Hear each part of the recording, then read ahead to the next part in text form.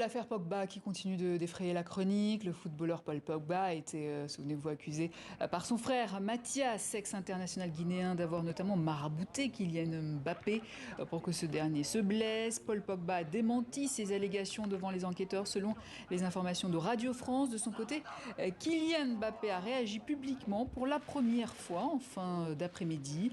Le joueur du Paris Saint-Germain se range clairement du côté de son collègue de l'équipe de France. Je vous propose de l'écouter.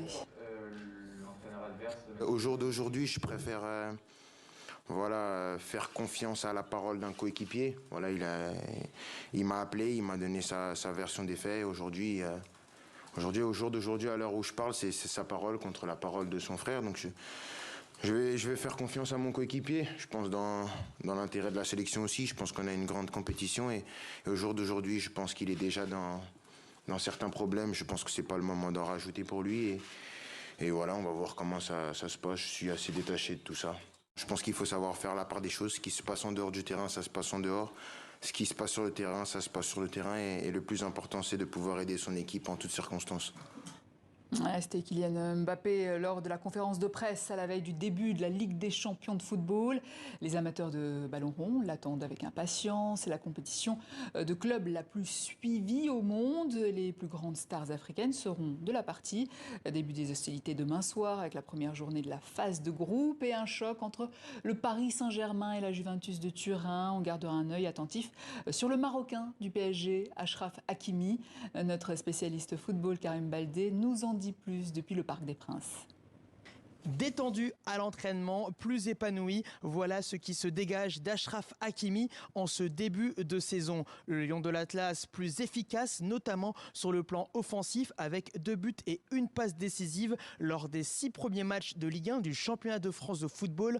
Cette saison, Achraf Hakimi avait connu également pareille fortune en début de saison dernière lors de ses premiers pas ici sous les couleurs du club de la capitale, avant de voir ses performances décliner tout au long de la saison. Alors, qu'est-ce qui a changé cette année? Le mieux placé pour y répondre, c'est Kylian Mbappé, son coéquipier, mais également l'un de ses plus proches dans le vestiaire parisien.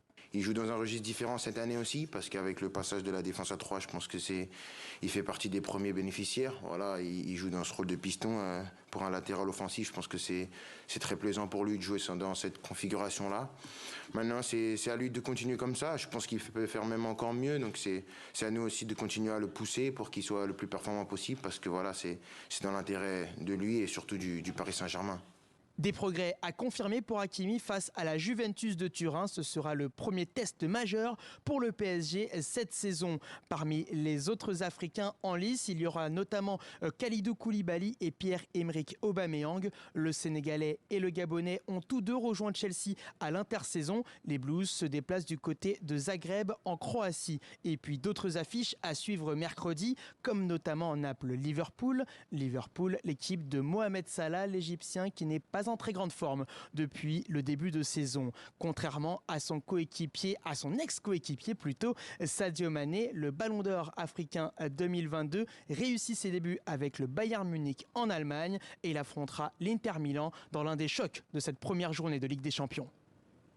Et puis un mot sur la 28e édition du Tour cycliste international de Côte d'Ivoire.